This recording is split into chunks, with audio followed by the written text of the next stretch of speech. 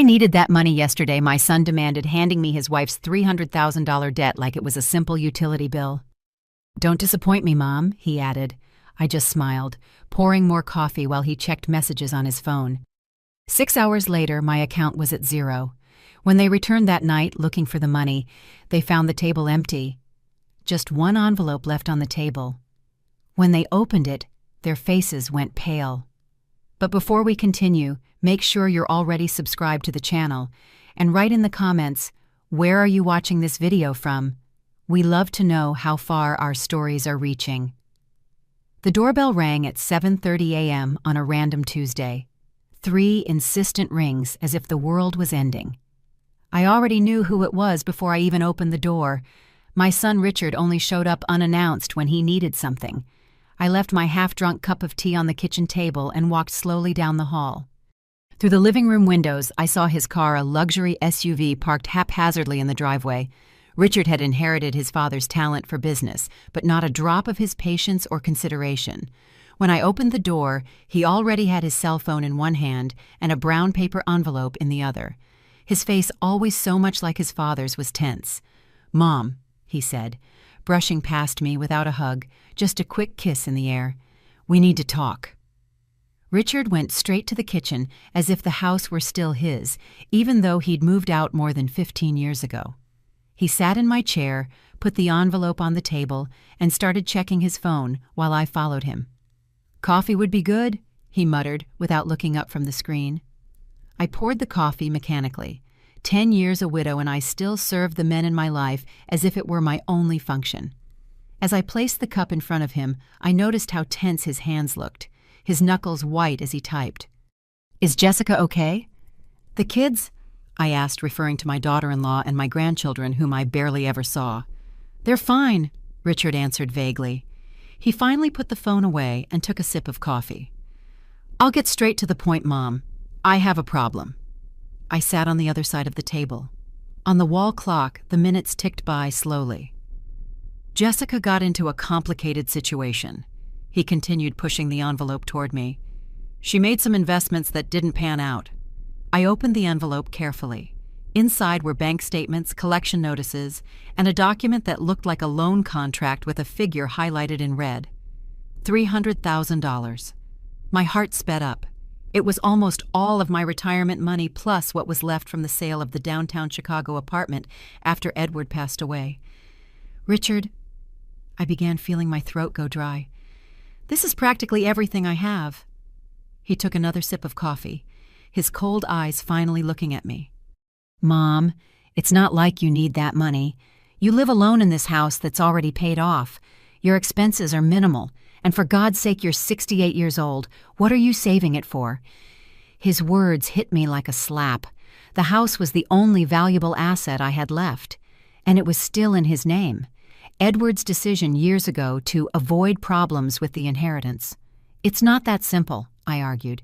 "I have my medications, my doctor's appointments." Richard tapped the table gently, cutting me off. "Jessica invested badly, okay? She trusted someone she shouldn't have." He took a deep breath. "If we don't pay this by tomorrow, things are going to get ugly. These aren't bankers, Mom. They're dangerous people."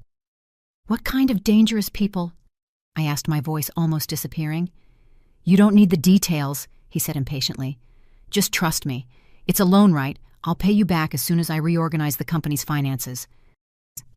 I looked at the envelope at my son's face at the door leading to the backyard where he used to play. Now it was as if a stranger was sitting in my kitchen. "You've asked me for loans before, Richard. I've never seen that money again." His face hardened. "This is serious, Mom. This isn't the time for drama." He stood up, pacing the kitchen like a caged animal. "I'm your only son, your family. You always said you'd do anything for me." There it was, the manipulation I knew so well, the same kind Edward used, the same kind I had allowed my entire life. "I need to think," I said quietly. "There's no time to think." Richard raised his voice. "I need that money in my account before the end of the day. Tomorrow is too late." He stopped behind my chair, putting his hands on my shoulders. I felt their weight like chains. "Mom," he said, softening his voice. "You know, I wouldn't ask if it wasn't important. It's for Jessica's safety. For our family. Family. The word that always worked on me like a magic spell that made me bend, give and sacrifice. All right, I finally replied. I'll transfer it. The relief on Richard's face was almost palpable. He smiled for the first time since he arrived, that smile that reminded me of the boy he once was. Thanks, Mom. I knew I could count on you. He checked his watch. I have a meeting now, but I'll be back tonight for dinner and to sort this out, okay? I nodded, unable to speak. Richard took the folder, gave me a quick kiss on the forehead, and headed for the door.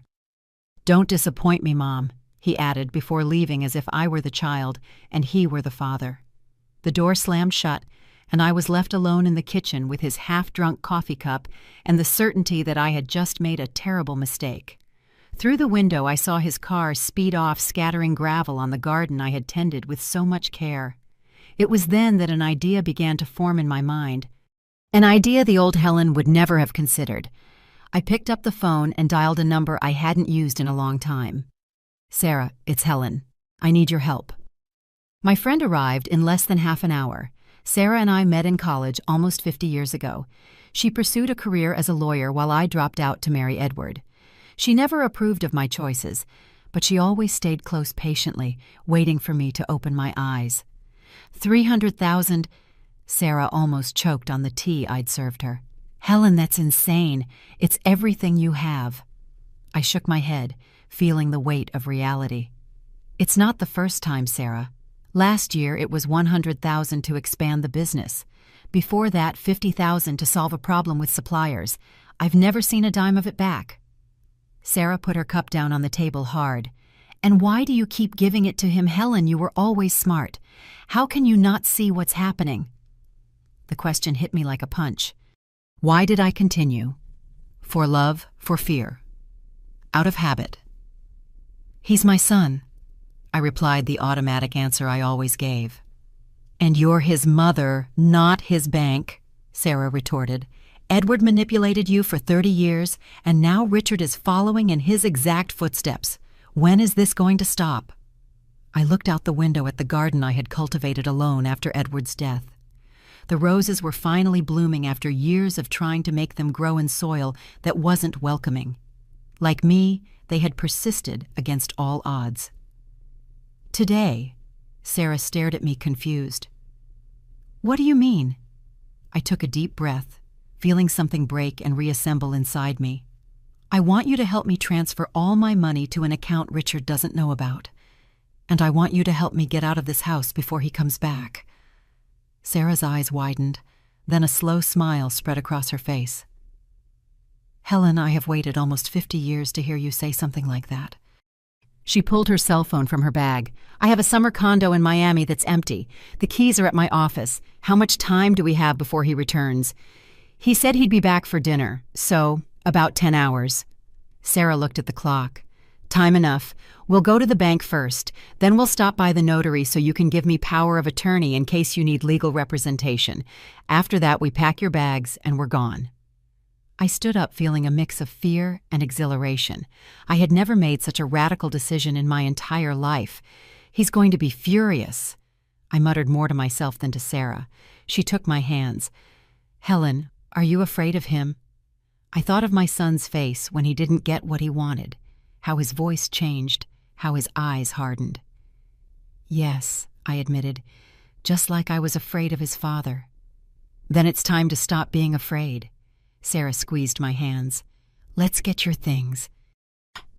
I went to my room and took the suitcase I had only used twice in the last 10 years. I opened the closet and started picking out clothes, but I soon realized I didn't want to take much from that life. Just the essentials.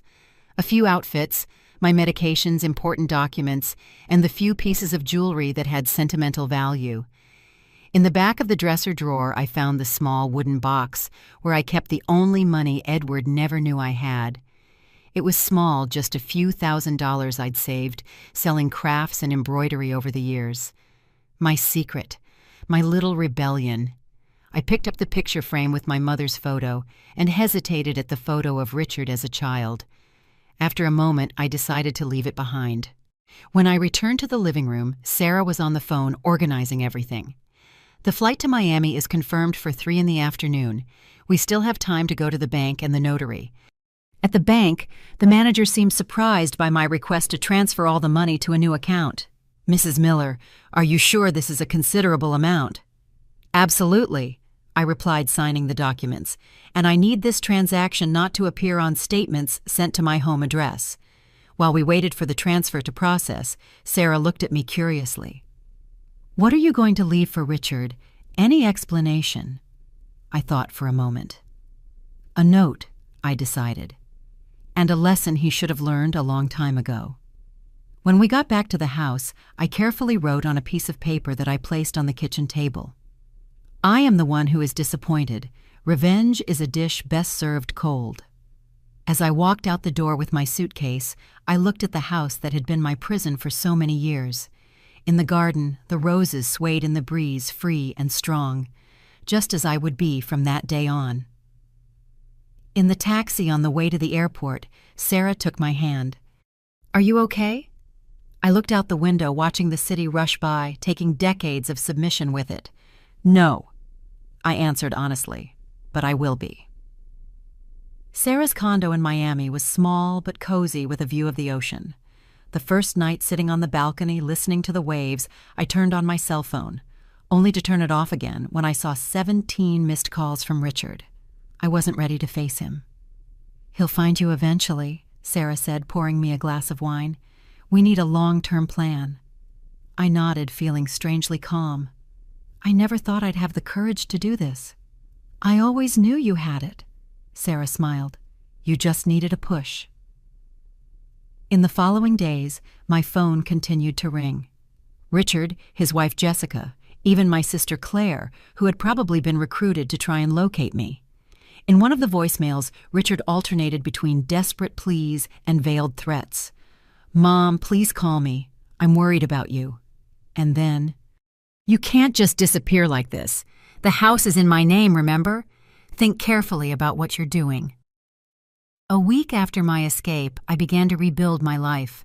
I opened an account at a new bank, rented a small apartment near the beach, and started looking for something to occupy my time. At 68, I had never really worked, but I discovered that my crafts and embroidery had a market at local artisan fairs. Sarah stayed in Chicago, but became my eyes and ears. She was the one who told me about Richard's furious visit to her office.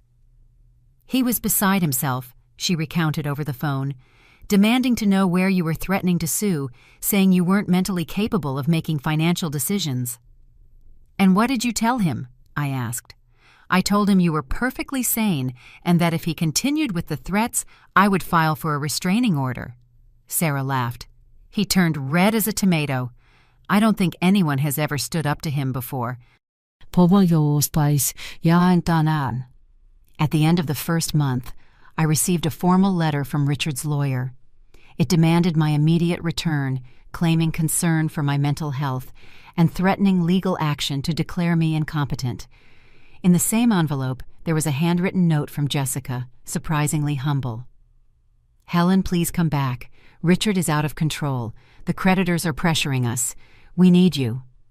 I forwarded the documents to Sarah, who handled the formal response attaching recent medical reports, proving my sanity, and a detailed statement of the loans Richard had extorted from me over the years.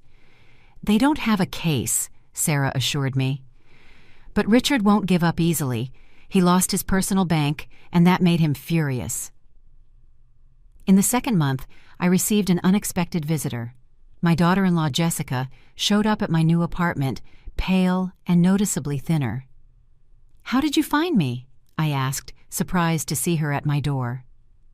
"We hired a detective," she admitted, looking ashamed. "Can I come in?" I hesitated, but eventually allowed it.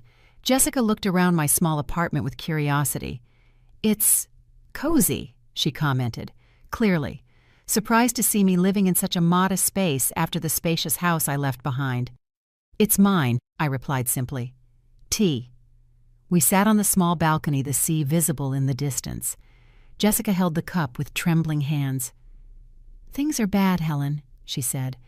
"Richard is different. Aggressive. Losing control. How are my grandchildren? I asked, feeling a pang of guilt. Scared. They don't understand what's happening. Richard sold the car. We're trying to sell the beach condo, all to pay the debts. She paused. It wasn't just the $300,000, Helen. There's much more. I wasn't surprised. Edward always had another hidden debt, too. So you didn't come here to convince me to come back, I stated. You came to ask for more money. Jessica looked down. It's more complicated than that. The men we owe, they aren't patient. Richard told them you have the money. A chill ran down my spine. He used me as collateral. Jessica didn't answer, but her silence was confirmation enough. You need to get out of that house, Jessica, I said, taking her hands. Take the kids and go to your parents' house. It's not that simple, she murmured. Richard controls everything. Our accounts, our documents. Her voice failed. I don't know how to get out, just like you didn't know. Her words moved me deeply. It was true. For decades I didn't know how to get out, how to break the cycle, until I finally found the courage. I can help you, I offered. Not with money, but with getting out. Jessica looked at me with a mixture of hope and fear. He'll find us, just like he found you. Then we'll be ready when he does, I replied with a confidence I had never felt before. But first, we need to get you and the children out of that house. After Jessica left with a plan laid out and my new phone number carefully hidden in her boot, I sat on the balcony watching the sunset. The orange horizon seemed like a symbol of my own transformation, from darkness to light. My phone rang. It was Sarah. Jessica found you, didn't she? She asked without preamble. How did you know? Richard showed up at my office again. This time with one of those creditors of his, a terrifying man, scars on his face. They made veiled threats wanting to know where you were. I felt my stomach sink. What did you tell them? I told them that if they laid a finger on you, me, or anyone related to this case, I would make sure they spent the rest of their lives behind bars. Sarah paused. Helen, this is getting dangerous. Richard is desperate. I know, I replied, watching the last ray of sun disappear over the horizon. And desperate people do desperate things. The next morning, I woke up to insistent knocking on the door.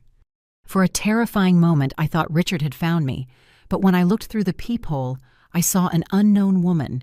Mrs. Helen Miller, she asked when I partially opened the door, keeping the security chain latched. Yes, I'm Detective Miller. She showed a badge. City Police, we need to talk about your son, Richard Miller. My heart sped up. Did something happen to him? The detective's expression remained neutral. May I come in? I let her in and offered coffee, which she accepted. As I prepared the cups in the small kitchen, I tried to contain the tremor in my hands. Mrs. Miller, the detective began sitting on the sofa. Your son is being investigated for financial fraud, document forgery, and possible involvement with loan sharks. We'd like to know if you were aware of these activities. It felt as if the floor had disappeared from under me. A part of me always knew Richard wasn't honest in his business, just as his father hadn't been, but hearing the words police investigation made it all terribly real. No, I answered honestly. I knew he had financial problems, but not the extent or the nature of them. The detective jotted something in her notebook. You left home suddenly 2 months ago, correct? Can you tell us why? I told her everything. The successive loans, the manipulations, the pressure for the $300,000. The detective listened without interrupting, only making occasional notes. Did he use your name on any documents? Did he ask you to sign papers without explaining what they were? I thought for a moment. A few years ago, he asked me to sign some documents to facilitate financial transfers in case I needed help. He said it was for my protection in old age. The detective nodded. We found several suspicious transactions in accounts opened in your name, Mrs. Miller. Accounts you probably didn't know existed. I closed my eyes, feeling a wave of nausea. Richard hadn't just manipulated me. He had stolen my identity. What happens now? I asked, trying to maintain my composure. We will continue the investigation. Your formal statement will be needed shortly. She hesitated. I must warn you, your son will likely be charged in the coming weeks, and considering the people he got involved with, it would be wise to reinforce your security." After the detective left, I called Sarah, who promised to fly to Miami on the next flight. "I always knew Richard was involved in shady things," she said, "but I never imagined it would reach this point." That afternoon, I received a message from Jessica. "He found out about our plan. I'm locked in the room with the kids. He's breaking everything." My blood ran cold. I immediately called Detective Miller, who promised to send a patrol car to Richard's address. The following hours were a blur of calls, messages, and fragmented updates. By nightfall, all I knew was that Jessica and my grandchildren were safe in a support house, and that Richard had been detained for questioning after resisting the police intervention. Sarah arrived around 9 at night, finding me on the balcony looking at the dark sea. She sat beside me in silence for a few minutes. "How are you feeling?" she finally asked. "Guilty," I admitted. "If I hadn't left, maybe this wouldn't have happened." Sarah shook her head firmly. "No, Helen. If you hadn't left, you'd be sinking right along with him, probably being used for more fraudulent schemes." She took my hand. "You did the only thing you could have done. You saved yourself. And in doing so, you probably saved Jessica and your grandkids too." The next morning, the local newspaper headline took my breath away. "Local businessman arrested for fraud and ties to criminal organization." The photo of Richard being led away in handcuffs seemed to belong to another reality, not mine. The phone rang. It was Detective Miller. "Mrs. Miller, your son is requesting your presence at the station. He insists on speaking only with you." I looked at Sarah, who had already read the news and was watching me with concern. "You don't have to go," she said. "Not after everything he did." "Yes, I do," I interrupted, surprising myself. "I need to look him in the eye and end this once and for all." The police station was a cold, impersonal place with fluorescent lights that highlighted every wrinkle on my tired face. Richard was brought into a visiting room handcuffed and wearing a gray uniform that made him look smaller, older. When he saw me, his eyes, so much like his father's, filled with tears. "Mom," he said, his voice cracking, "you came." I sat across from him, keeping my distance. "You wanted to see me. I'm here." Richard looked like a cornered animal glancing around as if looking for an exit. "You don't understand the situation I'm in?" He began leaning forward. "These people, they don't play around. If I don't pay what I owe—" "No," I interrupted, my voice surprisingly firm. "You don't understand the situation you're in. I'm not here to give you money, Richard. That time is over." His face changed. The vulnerability gave way to rage. "You abandoned me when I needed you most. Your own family. Is that what you're going to tell your grandkids, that you let their father rot in jail?" I took a deep breath, refusing to be manipulated again. "I'll tell them their father made bad decisions just like their grandfather, and that I, finally, made a correct one." Richard slammed his handcuffed hands on the table. "The house is in my name. You have nothing." "I have myself," I replied, standing up. "Something I almost lost completely because of men like you and your father." I walked to the door, then stopped and turned. "Jessica and the children are safe. They'll have a chance to start over away from you." I paused. "And so will I." As I walked out of the station, I felt as if an enormous weight had been lifted from my shoulders. The Miami sun was shining brightly, almost blinding after the artificial light of the station. Sarah was waiting for me in the car. "How did it go?" she asked, concerned. I looked one last time at the gray building where I left my son and decades of submission. "Liberating," I replied. And for the first time in a long time, I smiled a real smile. 6 months passed since my escape and Richard's arrest.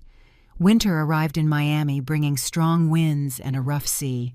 My small apartment now truly felt like a home, with my plants on the balcony and the colorful embroideries I sold at the local fair adorning the walls. Jessica and my grandchildren, Luke 8 and Maya 6, had moved to a quiet town upstate near her family. We spoke weekly via video call, a technology I learned to master with Sarah's help. The kids were adapting well to the new life, although they still asked about their father occasionally. "Grandma, when can we visit you?" Luke asked during our last call. "During spring break, I promised. We'll build sandcastles and look for shells on the beach." Jessica's image appeared on the screen, smiling shyly. She looked healthier now, with fuller cheeks and a calmer gaze. "Are you really inviting us, Helen?" "Of course. My apartment is small, but we all fit. It will be good to have the kids' laughter around here." After the call, I sat on the balcony, watching the angry waves break on the beach. Richard's trial was scheduled for the following month. The charges were serious: fraud, forgery, use of false documents, association with a criminal organization. Sarah estimated a sentence of at least 10 years. I had agreed to testify, not for revenge, but for justice. For me, for Jessica, and for everyone else Richard had deceived over the years. The phone rang, pulling me from my thoughts. It was a number I didn't recognize. "Helen Miller," a male, unfamiliar voice. "Yes, who is this?" "This is Roger Mendez, your son's attorney." I felt a tightness in my chest. In recent months, Richard had changed lawyers several times, each promising legal miracles that never materialized. "What can I do for you?" Richard would like to propose a deal. He has information on larger operations that might interest the district attorney in exchange for a reduced sentence. But he needs your help. I took a deep breath, already imagining where this was going. "What kind of help?" "Financial, naturally, to cover the fees of the specialized legal team, $200,000. I almost laughed. The audacity was incredible. "Mr. Mendez, I no longer have that kind of money. And even if I did, I wouldn't use it that way." "Mrs. Miller," his tone hardened, "your son is facing more than 10 years in prison. As a mother—" "As a mother," I interrupted, "I already did what I could for decades. Now Richard needs to face the consequences of his own actions." There was a long silence on the other end of the line. "He said you'd respond that way. He asked me to tell you that he still has copies of documents you signed, documents that could implicate you in some of his schemes." My stomach knotted, but I kept my voice firm. "Tell my son that blackmail is just one more crime to add to his list, and that I'm willing to face any accusation if it means finally breaking this cycle." I hung up the phone with trembling hands. I immediately called Sarah and told her about the conversation. "He's bluffing," she assured me. "Any document you might have signed, we've already clarified with the police that it was under manipulation. Besides, the investigation has already established his pattern of behavior." Even so, that night was difficult. I stayed awake, mentally reviewing every paper I signed over the years at the request of Richard or Edward. How many contracts? How many powers of attorney? How many documents that I barely read, trusting that my husband or my son had my best interests at heart? The next morning, I woke up to knocking on the door. It was Detective Miller again, accompanied by another officer. "Mrs. Miller, we need you to come with us to the station. There's been a development in your son's case." On the way, the detective explained. Richard tried to bribe a guard to get a contraband cell phone into his cell. The guard, part of an internal operation, recorded everything. At the station, they showed me the transcript of a call Richard intended to make as soon as he had the phone. It was to one of the men he owed money to, offering my address in Miami as collateral that he would pay his debts. "My mother has money hidden," the transcript read. "If I can't pay, you know where to find her." I read the words, feeling a coldness that seemed to come from inside my bones. My own son was willing to put my life at risk to save his own skin. "Mrs. Miller," the detective spoke gently, "considering this new evidence, we are offering temporary police protection, and we strongly suggest you consider moving again." I returned home escorted by an officer. Sarah was already there, having been informed by the detective. She hugged me as soon as I walked in. "I'm already looking for a new place for you, a gated community with security." I looked around my small apartment, at the plants I had cared for so lovingly, the colorful curtains I had sewn, the view of the sea that brought me peace every morning. "No," I said, surprising myself. "I'm not running again. I'm not going to let Richard continue to control my life, even from behind bars." Sarah looked at me with a mix of concern and admiration. "Helen, these men are dangerous." I know, and I'm going to take all necessary precautions. But this is my home now, the first one I truly chose for myself. I'm not giving it up. In the following days, we installed a complete security system. Cameras, alarms, reinforced locks. The police increased patrols in the neighborhood, and 2 plainclothes officers took turns in a car parked across from the building. Jessica called me panicking after being informed of the situation. "Helen, come here. Stay with us, please." "I'm safe, dear," I assured her. "And I have a life here now. My craft fairs, my friends, my swimming classes for seniors." I laughed lightly. At 68, I'm finally discovering who I am when I'm not taking care of ungrateful men. A week later, when the initial panic had subsided, I received an official envelope. It was a summons to testify at Richard's trial scheduled for 2 weeks later. Sarah, who had stayed in Miami with me, reviewed the document. "Are you ready for this? Facing him in court won't be easy." I looked out the window at the sea that had become my confidant. "I'm ready." The courthouse was an imposing building in downtown Chicago. I returned to the city for the first time since my escape, feeling a strange disconnection from the streets that had been my home for decades. Sarah drove while I watched the urban landscape pass by the window. "Nervous?" she asked as we parked. "Oddly, no," I replied. "I feel like I'm closing a chapter. Finally." In the courtroom, I sat with Sarah in the front row. The prosecutor, a middle-aged woman with sharp eyes, came to greet us before the session began. "Mrs. Miller, your testimony will be crucial today. Richard is trying to paint himself as a victim of circumstances manipulated by more powerful partners." "He was always good at playing the victim," I commented. The side door opened and Richard entered, escorted by 2 guards. He was thinner, his face marked by deep, dark circles. Our eyes met for a moment, his pleading, mine firm. The judge entered, and everyone rose. The trial began with procedural formalities, followed by the testimony of forensic experts who detailed the complexity of Richard's financial schemes. When my name was finally called, I walked to the witness stand with slow but determined steps. After the oath, the prosecutor began. "Mrs. Miller, can you tell us about your relationship with the defendant, your son?" I looked directly at Richard as I spoke. "I raised him mostly alone after my husband's death 10 years ago. Before that, we lived as an apparently normal family. Only apparently." "What do you mean?" "My husband, Edward, Richard's father, was also manipulative and financially controlling. Richard learned from the best." The prosecutor nodded. "Can you detail how your son manipulated you financially?"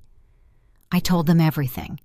The successive loans, the unfulfilled promises, the emotional pressure, the veiled blackmail. In the last episode, he demanded $300,000, practically all my savings, to supposedly pay his wife's debt. When I realized I would never see that money again, just as I hadn't seen the previous amounts, I decided to leave. "What made you make that decision after so many years of giving in to his demands?" I thought for a moment. "It was the contempt in his voice," I answered honestly. When he said, "Don't disappoint me, Mom," I realized he didn't see me as a person, only as a resource to be exploited. In that moment, something inside me broke and reassembled itself in a different way. Richard's lawyer stood up for cross-examination. He was a middle-aged man with an expensive suit and a calculated expression. "Mrs. Miller, do you consider yourself a good mother?" The question took me by surprise. I saw the prosecutor start to object, but I raised my hand slightly. For decades, I believed being a good mother meant giving my son everything: money, time, self-esteem. Now I understand that being a good mother also means teaching responsibility and consequences. "You abandoned your son when he needed you most," the lawyer pressed. "No, sir. I stopped enabling destructive behavior. There's a big difference." "And what about the threats your son supposedly made against you? Doesn't it seem convenient that these allegations arise just when he's about to propose a deal with the DA's office?" I remained calm despite the insinuation. The recordings speak for themselves. And no, it doesn't seem convenient that my own son offered my address to criminals as collateral for his debts. It seems tragic." When I was finally dismissed, I returned to my seat feeling my legs tremble. Sarah squeezed my hand in silence. The trial continued with other testimonies. Richard's employees defrauded clients, even Jessica, who described years of lies and manipulation. The whole time I watched Richard become increasingly agitated, whispering furiously with his lawyer.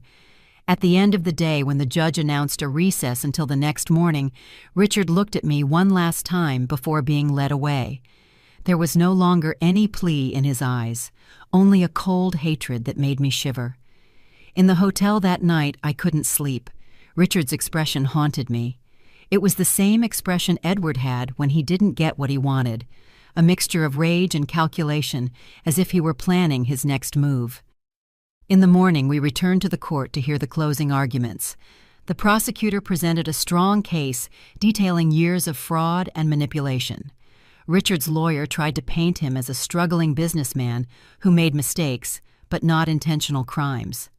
When the judge retired to deliberate, Sarah and I went to grab coffee at a nearby cafe.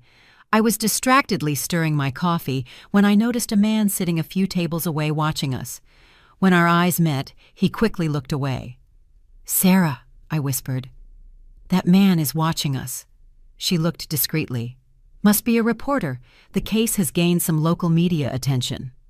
But something about the man's posture, the way he avoided eye contact while clearly monitoring us, alarmed me. "Let's go back to the courthouse," I suggested. As we left, I noticed the man also got up. On the way back, he kept his distance but continued to follow us. At the courthouse, I mentioned the incident to one of the police officers who promised to be vigilant. The session resumed, with the judge returning to announce his decision. "In the case of the state versus Richard Edward Miller, this court finds you guilty on all charges." A wave of relief washed over me immediately, followed by a profound sadness. My son, the child I once held in my arms, was now officially a convicted criminal. The judge continued detailing the sentence. 12 years in prison with the possibility of parole after 4 years, in addition to fines and restitution to the victims. Richard remained impassive during the reading of the sentence. As the guards approached to take him away, he turned in my direction. "This isn't over," he said, loud enough for me to hear. "You're going to regret this." As we left the courthouse, I noticed the same man again watching from a distance. This time, I pointed him out directly to the officer accompanying us. The man noticed and quickly disappeared into the crowd. "We need to go back to Miami today," I told Sarah as we walked to the car. "I don't feel safe here." In the week following the trial, I tried to resume my routine in Miami. The police protection had been reduced to periodic patrols, as Richard's threat seemed less viable now that he was convicted and under constant surveillance. One afternoon, as I was returning from the fair where I sold my embroideries, I noticed an unfamiliar car parked near my building. Something about the vehicle alerted me. Maybe the fact that the windows were too dark, or that it was strategically positioned with a view of the building's entrance. Instead of entering the building, I walked past and called Detective Miller. "It might be nothing," I admitted, "but it doesn't hurt to check. Stay in a public place while we send someone." I went into a nearby cafe and waited, watching through the window. 20 minutes later, a patrol car approached the suspicious car. 2 men quickly got out and tried to walk away, but were intercepted by the officers. My phone rang. It was the detective. "Mrs. Miller, we caught 2 individuals with criminal records. They were carrying unregistered weapons and had your address written on a piece of paper." I felt a chill run down my spine. "Richard's partners?" "Probably. We're questioning them now. Do you have a safe place you can stay for a few days?" I called Sarah immediately. Her response was quick and decisive. "I'll pick you up in an hour. We're going to my beach house in Key West. Nobody knows about it." I returned to my apartment, escorted by police, to pick up some essential belongings. As I packed a hurried bag, I looked around at the home I had built with such care. Once again, I needed to run. Or maybe not. A thought began to form in my mind. An idea that would have seemed absurd to the old Helen, but now made perfect sense. When Sarah arrived, I explained my plan. "It's risky," she warned. "Living in fear is riskier," I replied, "and I'm tired of hiding." The next day, instead of hiding in Key West, I returned to my apartment this time with a clear objective. With the help of Detective Miller and her team, we set a trap. The two arrested men had been persuaded to cooperate in exchange for reduced sentences. They revealed that Richard, using another inmate's phone during visiting hours, had hired a third person to scare me, a euphemism for something much more sinister. "He doesn't care if you get really hurt," the detective explained.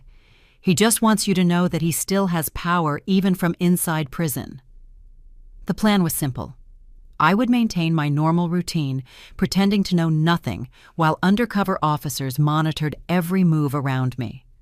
When Richard's envoy appeared, he would be arrested in the act. For 3 days, I lived in a state of constant alert. Every noise made me jump. Every stranger on the street seemed like a threat. On the morning of the 4th day, as I was watering the plants on the balcony, I noticed a man leaning against a post across the street looking directly at me. Our eyes met briefly before I went inside the apartment and signaled to the undercover officer, disguised as a housekeeper who was cleaning my living room. "It's him," I whispered. "I'm sure." The man remained watching the building for about half an hour. Then slowly he began to cross the street toward the entrance. The doorman, another undercover officer, let him in without question. I sat on the living room sofa facing the door and waited. My heart was beating so loud I could hear it in my ears. The officer had hidden in the bathroom, the door slightly ajar. The doorbell rang. I took a deep breath and went to answer. "Mrs. Helen Miller?" asked the man, an ordinary-looking individual who could easily blend into a crowd. "Yes. I have a message from your son." Before he could make any move, 3 officers emerged from different points in the hallway, quickly subduing him. The man didn't resist, seeming almost relieved to have been caught. Later that day, Detective Miller visited me to inform me that he had confessed everything. Richard had promised to pay $5,000 for him to scare the ungrateful mother who had abandoned him. "And what exactly did scare mean?" I asked. The detective hesitated. "He was supposed to break some objects in your apartment, make verbal threats, and—" She paused. "And leave visible marks on you. Nothing fatal, but enough so you would never feel safe again." I sat down, feeling my legs weaken. "Is that enough for new charges against Richard?" "Yes. Attempted assault conspiracy to commit a crime threat. This will probably eliminate any possibility of parole in the coming years." A week later, I visited Richard in prison. He seemed surprised to see me, as if he didn't expect me to have the courage to face him again. "I came to say goodbye, Richard," I said, when we sat across from each other, separated by glass. "Goodbye." He frowned. "Yes. The person you tried to scare confessed everything. You're going to face new charges, and you'll probably spend much more time here than you imagined." I paused. "But I didn't come here for that. I came to say that I'm moving on with my life." Richard laughed bitterly. "What life? You're 68 years old, Mom. You're alone." "I'm free," I corrected. "And I discovered that it's never too late to start over. You know, I always defined myself as Edward's wife or Richard's mother. Now I'm discovering who Helen is." He looked at me with a mixture of contempt and confusion. "And who is Helen?" I smiled genuinely. "A woman who finally learned to value herself. A woman who is no longer afraid." Richard hit the glass, frustrated. "You think it's over, but it's not. I'll get out one day. When that day comes, if it comes, I'll be prepared." I stood up. "Goodbye, Richard." As I walked out of the prison, I felt a lightness I hadn't experienced in decades. The sky was particularly blue that day. The air seemed sweeter. Sarah was waiting in the car. "How did it go?" "Liberating," I replied. "Truly liberating." A year passed since my escape. Autumn arrived in Miami, painting the trees red and orange. My small embroidery business had grown. Now I had 3 students, older women like me, who came every week to learn and mainly to talk. Jessica and the children had visited me twice. Luke and Maya filled my apartment with their laughter and energy, building sandcastles on the beach and collecting shells that now decorated my balcony. Jessica was working as a teacher in her new town, slowly rebuilding her confidence. Richard had been sentenced to 3 more years due to the intimidation attempt. News about him came occasionally through Detective Miller, who had become a friend. As far as we knew, he was quiet, perhaps finally accepting his situation. One Saturday afternoon, as I was returning from the craft fair, I found a woman waiting at the door of my building. She must have been in her 50s with graying hair and a face that seemed vaguely familiar. "Helen Miller?" she asked as I approached. "Yes, my name is Christine Adams." She hesitated. "I was married to Edward before you." I was speechless. Edward had mentioned a previous marriage, only vaguely saying the ex-wife was unbalanced and obsessed with money. Ironies that I could now appreciate. "Would you like to come in?" I finally offered. Sitting in my small living room with 2 cups of tea between us, Christine explained the reason for her visit. "I saw the news about Richard in the paper, about how he manipulated you financially for years." She took a deep breath.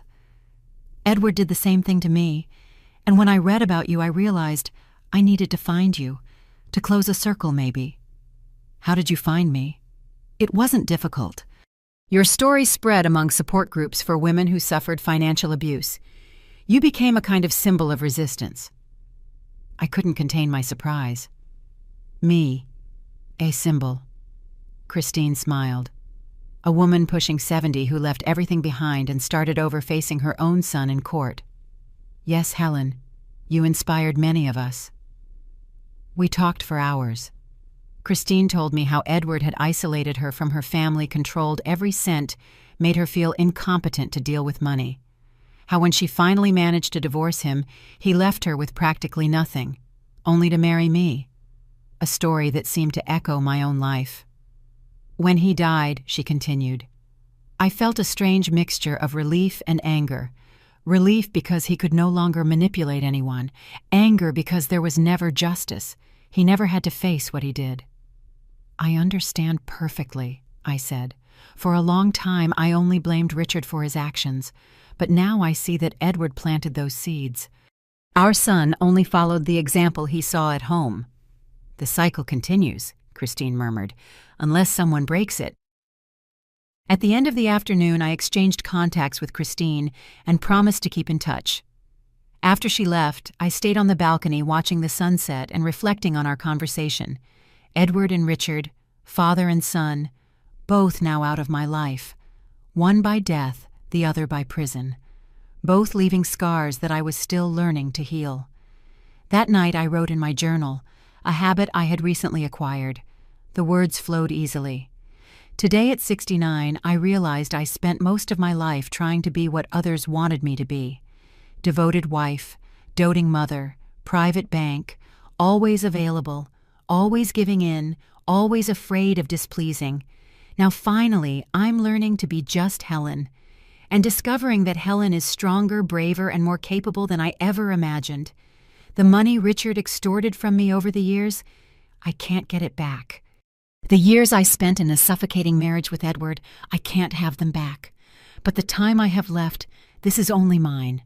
To live as I choose, without fear, without manipulation, without regrets. The next day I received an email from Christine. She had spoken with other women who went through similar situations and suggested forming a support group. I accepted immediately. Our first meeting was at a cafe near the beach. There were 5 of us women, all with stories of financial and emotional control by husbands, sons, brothers. We shared our experiences, our pains, our small and large victories. At the end of the meeting, Sarah, who had accompanied me, suggested, "You should formalize this. Create a nonprofit or something. There are many women out there needing to hear these stories, needing to know it's never too late to start over." The idea took shape quickly. In a few months, Rebirth was officially registered as a nonprofit organization dedicated to supporting women, victims of financial and emotional abuse. Using my embroidery skills, I created our symbol, a colorful phoenix rising from the ashes. Our first public conference attracted more than 50 women. I was nervous getting on the small improvised stage, but when I started to speak, my voice gained strength. "My name is Helen Miller. I am 69 years old. For almost 7 decades, I allowed others to control my life and my money. First my husband, then my son. Until one day, when my son demanded $300,000, almost everything I had, something inside me broke and reassembled. I looked at the attentive faces in the audience. It's never too late to say no. It's never too late to start over. And it's never ever too late to discover who you really are when you're not living for someone else's approval. The applause was deafening. 2 years after my escape, I received an unexpected letter. It was from Richard, written in a handwriting that seemed more restrained, less impulsive than I remembered. Mom, it's strange to write that word now. I think I lost the right to use it. I'm writing not to ask for forgiveness. I know I don't deserve it, but to say that I'm in therapy here in prison. The therapist made me see patterns I couldn't see before. How I repeated with you exactly what Dad did. How I learned to see people as resources, not as people. I'm not making excuses. I'm just acknowledging the truth.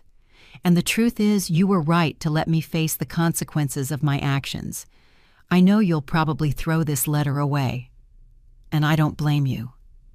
I just wanted you to know that despite everything, I'm proud of what you've become. I saw your picture in the newspaper speaking to those women. You looked different. Stronger. Richard. I read the letter several times, feeling contradictory emotions. Caution, because I knew Richard's capacity for manipulation well. Sadness for what could have been, and surprisingly a touch of hope. I didn't answer immediately. Instead, I took the letter to my next therapy session, another healthy habit I acquired in my new life. What do you want to do? My therapist asked after I read the letter to her. I don't know. Part of me wants to believe he's really changing. Another part reminds me how many times I was deceived before. And what if both parts are right? What if he really is trying to change, but it's still not safe for you to reconnect? Those words stayed with me in the following days. Finally, I wrote a brief response. Richard, I received your letter. I can't say I trust your words. Trust once broken is hard to recover, but I acknowledge your effort in seeking help and reflecting on your actions. My life is now focused on helping women who went through what I went through. I found purpose and peace in that work. I hope you find your path too. If it's a true path of change, maybe we can talk again one day. Not as the mother and son we were, but as two people trying to do their best. Helen. I sent the letter without high expectations. I didn't expect a response, and I didn't receive one for months. That was fine. My life had taken its own course independent of Richard, or the shadows of the past.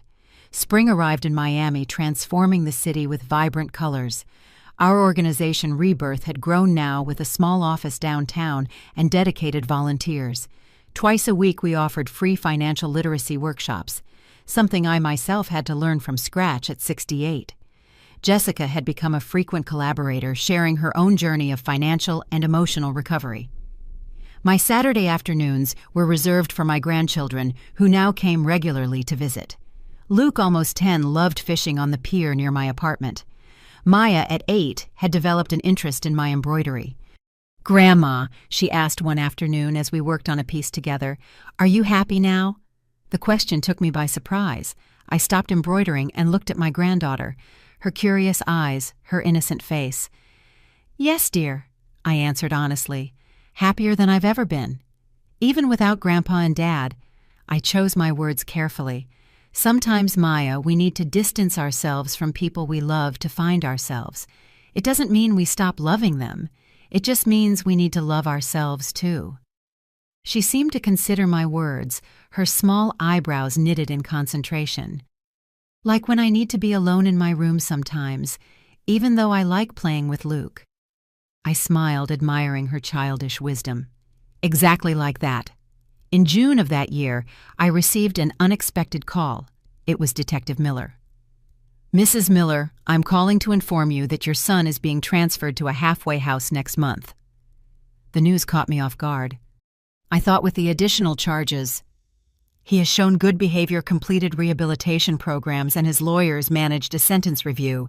He'll still have severe restrictions, but he can work during the day. I thanked her for the information and hung up, feeling an uneasiness I hadn't experienced in a long time. Richard would be partially free. What would that mean for me, for Jessica, for the kids? I called Sarah immediately. Do you think I need to worry? I asked after relaying the news. Sarah, always practical, replied, We'll increase the security in your apartment just as a precaution. But honestly, Helen, I doubt he'll try anything. He'd have too much to lose. A week later, I received another letter from Richard. Different from the last one, this one was formal, almost distant.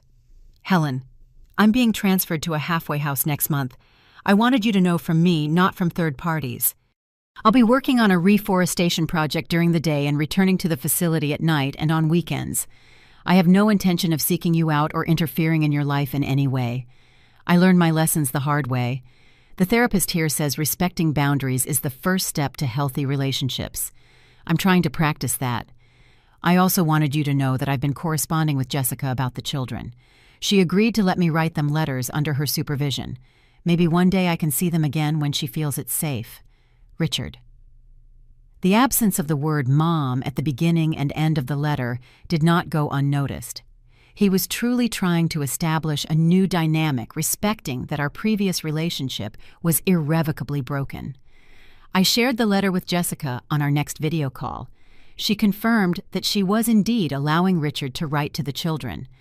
Their therapists think it's important not to completely demonize the father, she explained, and his letters have been different. He asks about their interests, doesn't try to manipulate, doesn't make empty promises. Do you think he's really changed? I asked. Jessica shrugged. Maybe. Or maybe he learned to be more subtle.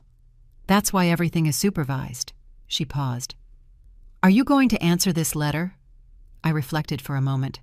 I think so, just to establish that I'm aware of the situation and that my boundaries remain intact. My response was brief. Richard, thank you for informing me about your transfer. I wish you well in this new stage. I'm glad to know you're in supervised contact with your children. They deserve a present father if that father can be healthy and positive in their lives.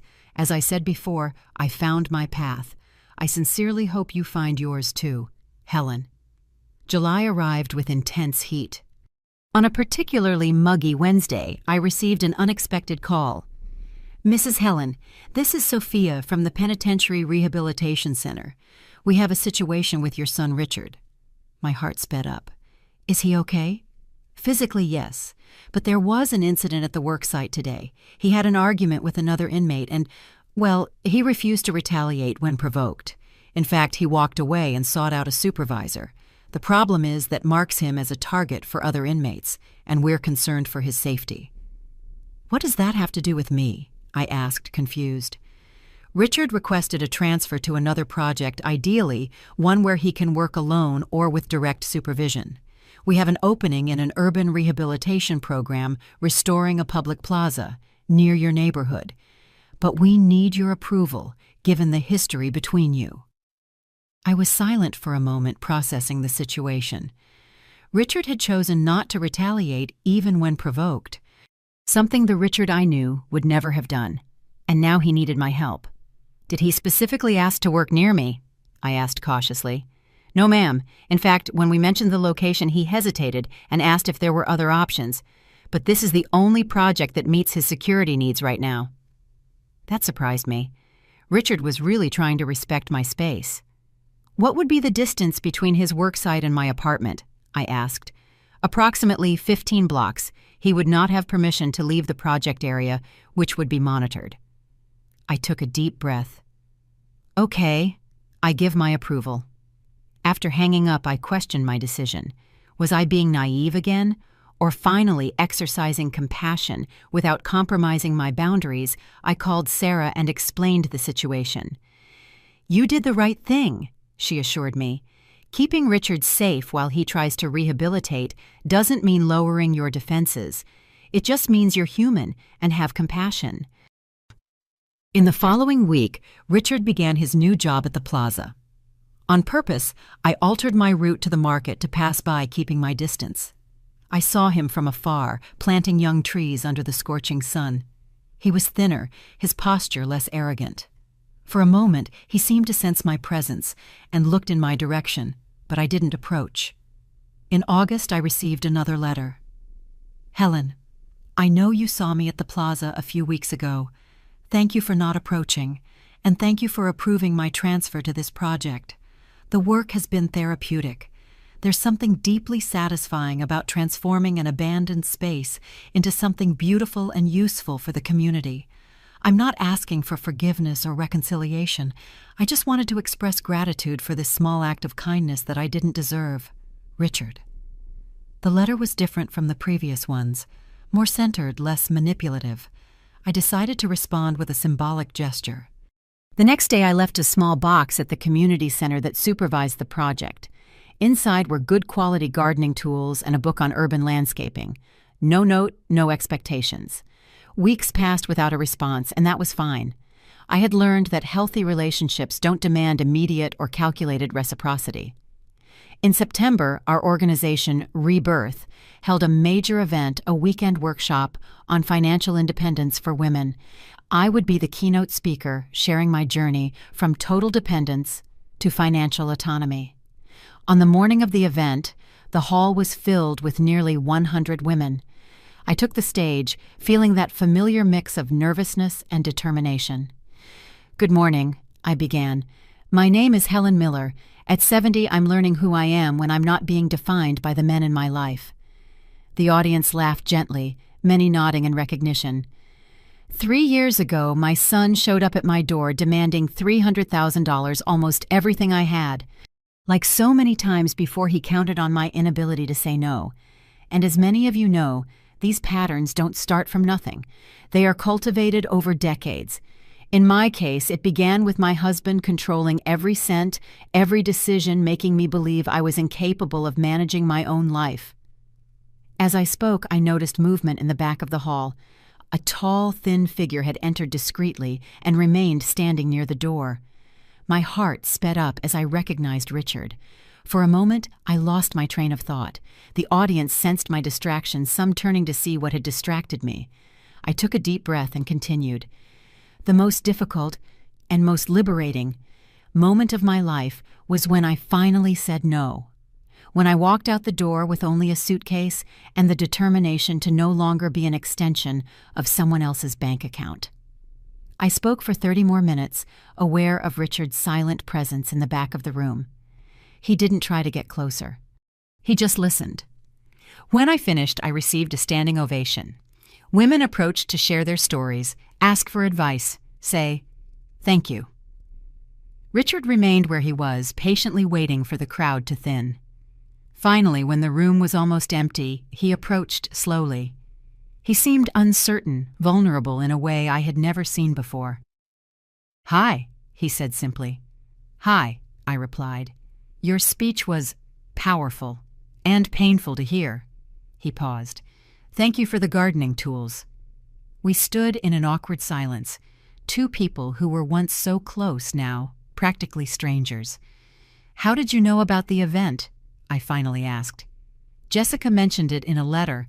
I asked for special permission to come, just to listen." I nodded, noticing how he respected boundaries, asking for permission instead of assuming rights. "Are you okay?" I asked, genuinely curious. "I'm different," he replied after a moment of reflection. "Learning to live with the consequences of my choices. Learning to exist without manipulating or controlling." He met my eyes. "It's harder than I imagined." "It usually is," I agreed. Richard looked at his watch. "I need to get back. I only have 2 hours of leave." He hesitated, then added, "You transformed something terrible into something significant. He searched for the right word. Proud isn't the right word. Impressed, inspired maybe.